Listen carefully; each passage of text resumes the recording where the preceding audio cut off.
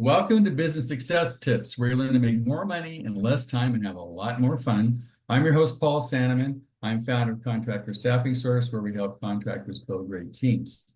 I have a little unusual guest today. His name is Stan Synko, I get that right? From You got it. Aleph One. How do you say that? Is it Aleph One, Aleph One. Aleph One? Okay, cool. Now, this is unusual for us because we do usually like companies that are, things that are services for contractors. But this is why don't you explain what Aleph One does? Yes, sure. And pleasure to be here. Thank you for inviting me. Yeah, it's a little unusual. We are in software, but we learn through our careers that software makes an impact in any business, right? Innovation is driving businesses to use new technologies, to be innovative, to be creative of how they use it, how they grow their business, and it affects everyone.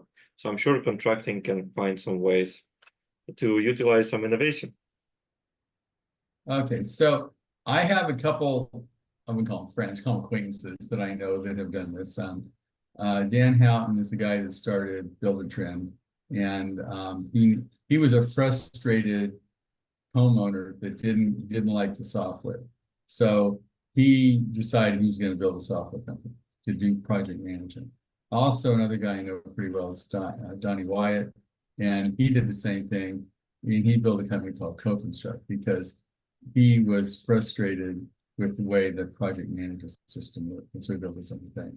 So, and I think a year or so ago, Dan Houghton bought out Donnie for 180 million. They got Bain Capital involved, and now they pretty much own the space of construction software as far as project management.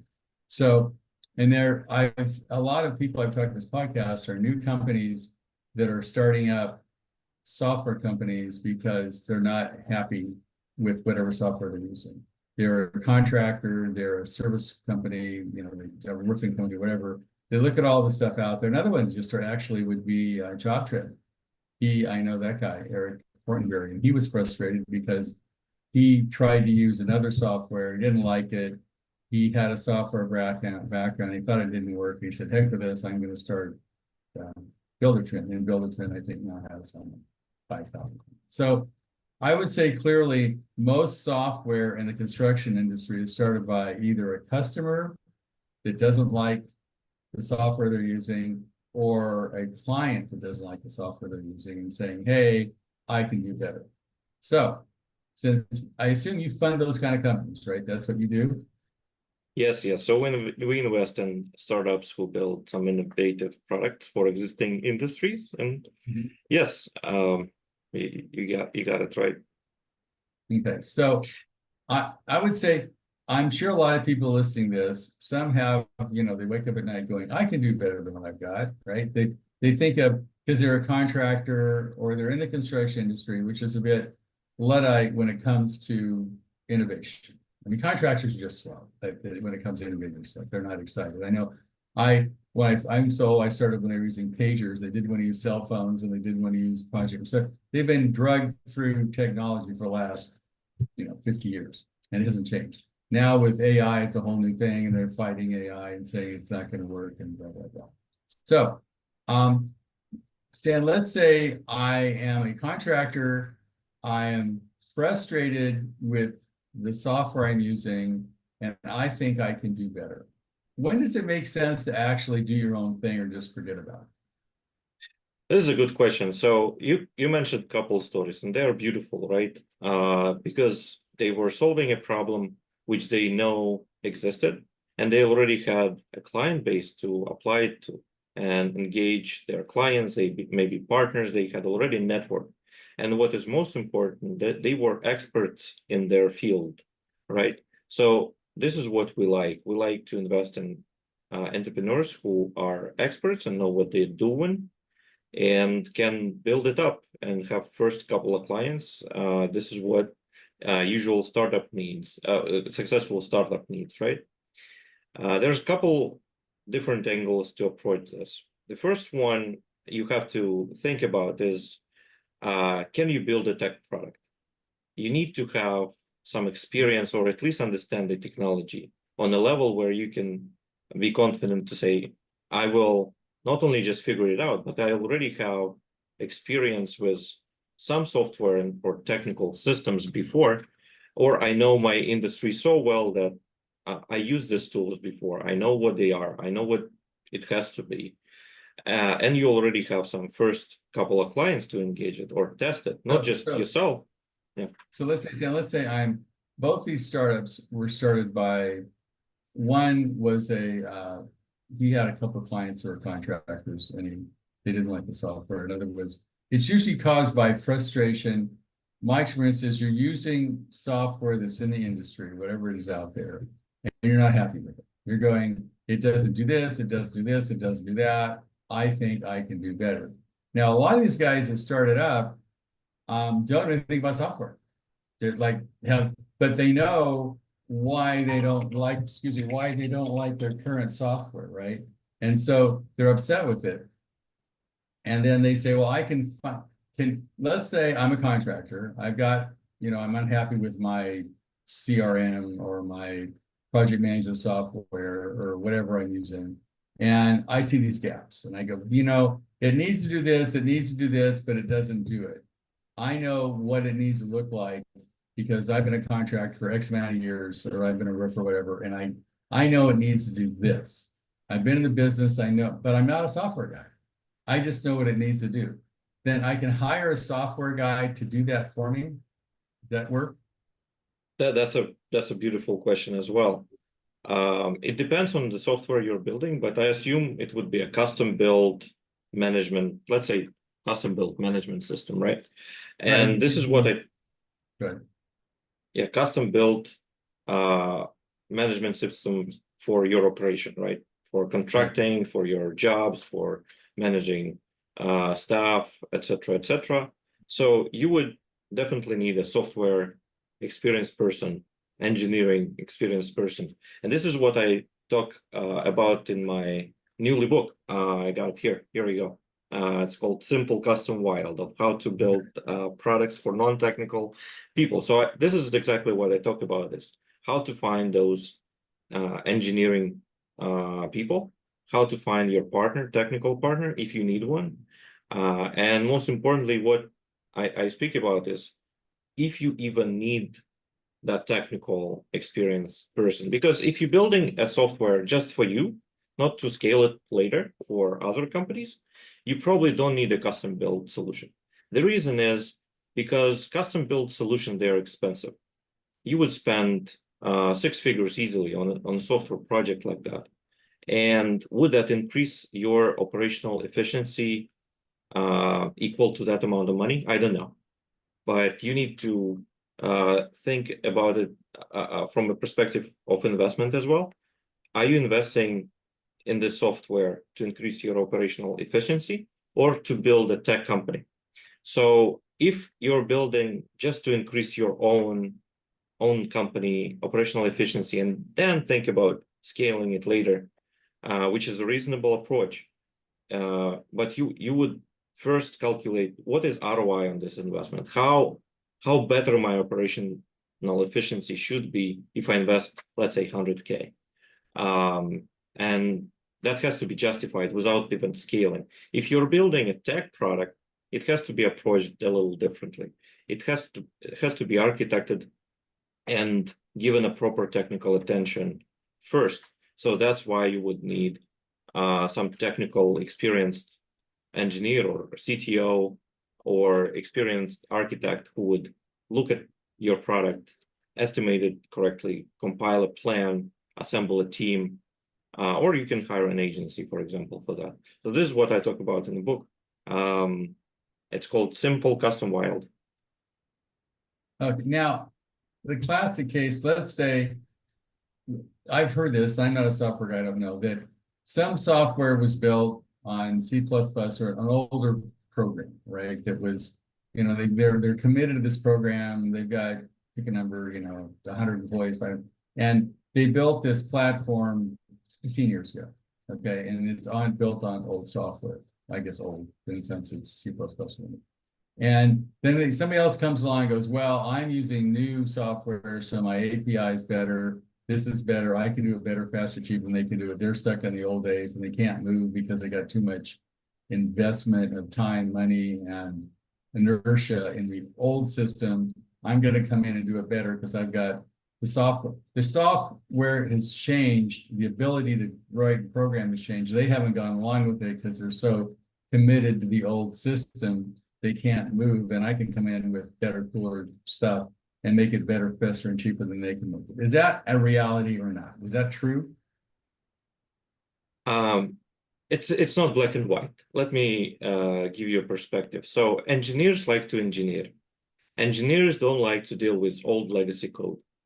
But Right. the most important function of the software is to be applied to existing business Right. efficiently and drive results.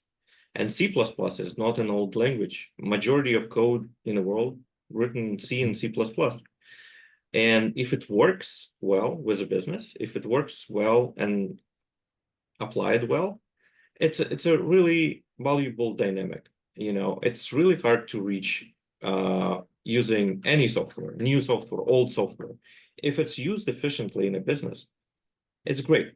My opinion, if it's working, don't touch it. I see. If it works, if it gives you results, just using a little marginally better tool, you might be disappointed because, again, building something from ground up and making it better from what has been already tested, applied, and was used to drive business results, it's hard and will cost a lot of money. Probably the same magnitude of the old software. And those differences are marginal for now. It can be better user interface, for example. It can be a little bit more faster way of doing things, or a little bit more efficient. And people also like new innovative stuff. So maybe you will win in adoption game. But again, you would need to consider this carefully, of the amount of investment and what is marginally how better results would be. Okay, so let's After say building. let's say I own a roofing company, right? Whatever, and Yeah. it's a pretty good roofing company. I'm doing, pick a number, 15 million or whatever I'm roofing. I don't like the program I've got because it with interfacing with clients. My CRM is like, it's clunky. I'm using, HubSpot or whatever, something that was designed for roofing. And I go, wow, I know with this new technology, I can, it's out there. I can look at somebody's roof in real time because now there's a picture of every roof on the planet with AI. They've got it. And there's this database of every roof on the United States. I can create some software so I can look at the roof. I can estimate it. I can have the estimate done in real time. And instead of taking, 3 weeks, I can do it in 4 minutes. But I'm going to have to create the software. I know this technology is out there. I know there's a picture of the United States. I know what I need to do is have software that goes and takes that, grabs in that database, measures a roof, puts my stuff in there, and then gives my client an estimate. That's my idea, right? Now, how much are we talking? Say I go with you, Stan, say I want you to, invest in my company to do this. How much of the company do you take? Does it cost $1 million, $3 million? What does something like that cost to do? All right, this is a great question. First, I like the example, right? You got the image of United States and roofs. You see what roofs are overdue for repair, and you start outreach based on that data. This is a beautiful example, and it's an example of super innovative technology. Like, this didn't exist a couple of years ago. It was really hard to do a couple of years ago. And I just want to expand on the point. If you want to innovate as a construction company, you want to use not just a marginal better technology from C++ to this new fancy UI or user interface, which will be a little bit better.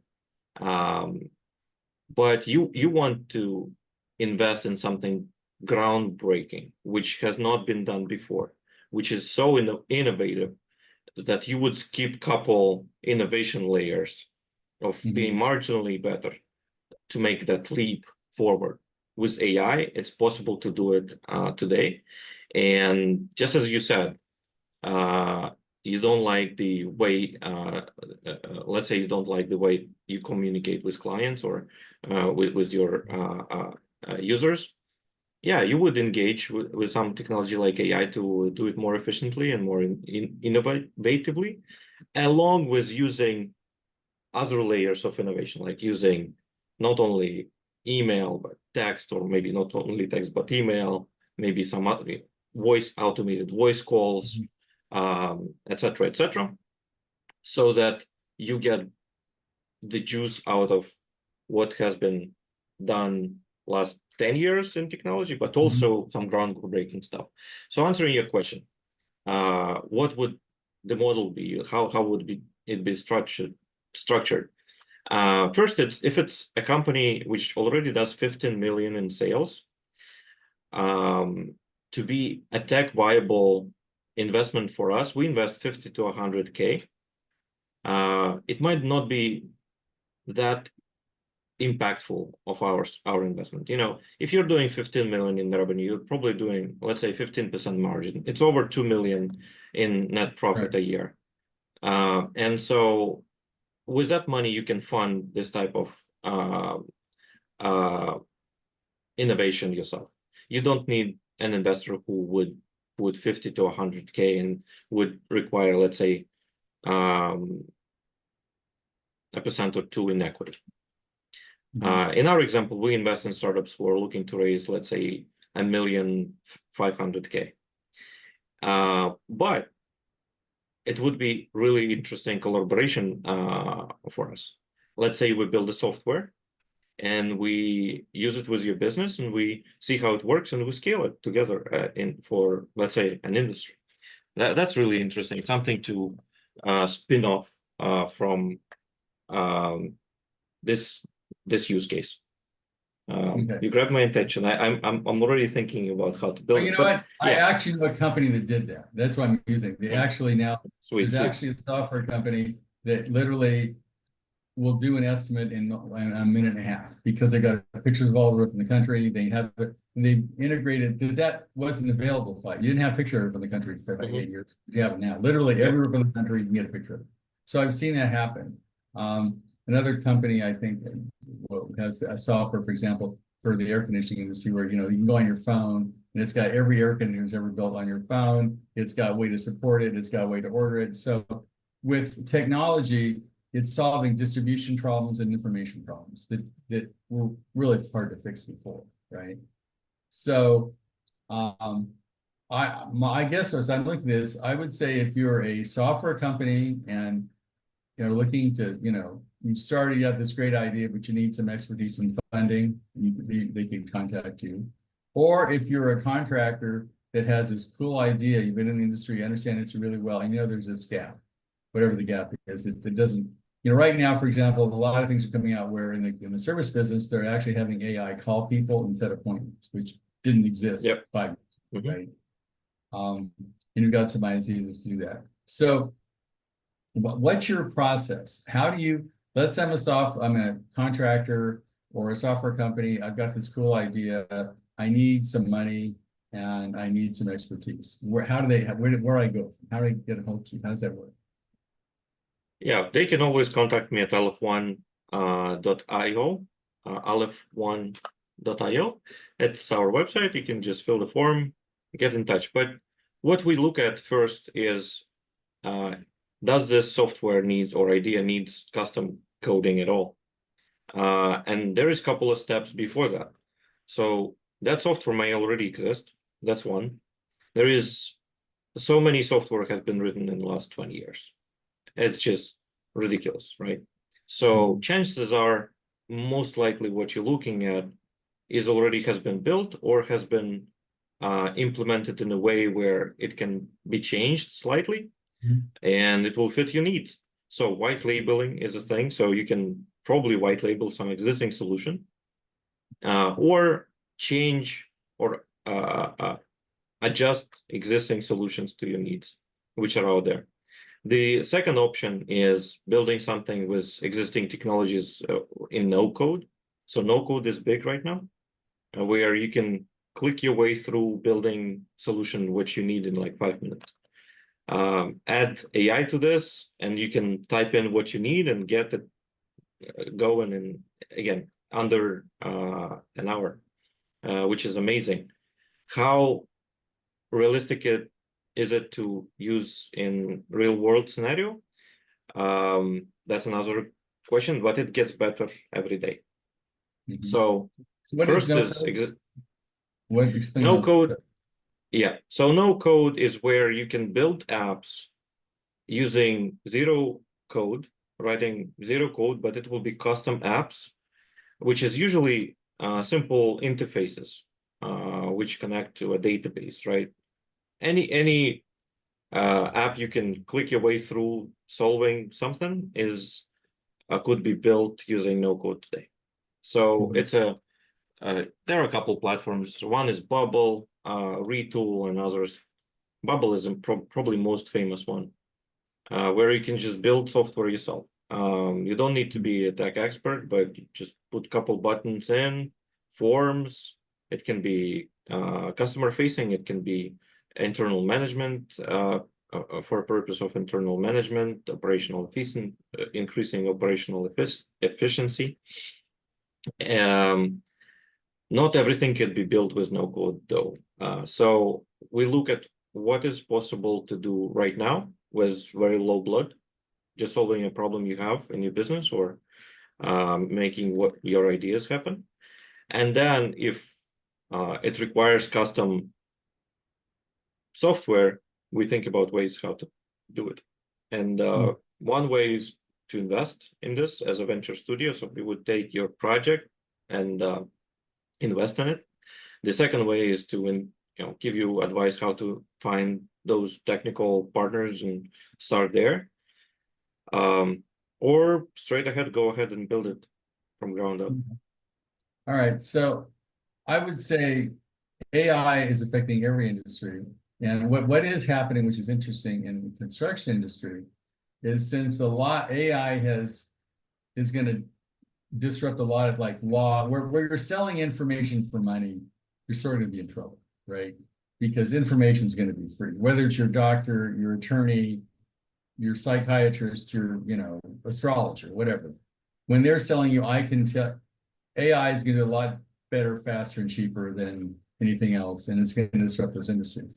But what's happening now is a lot of that money, the VC money, the hundreds of millions of dollars, is going into construction because AI isn't going to build a house anytime soon, right? Mm-hmm.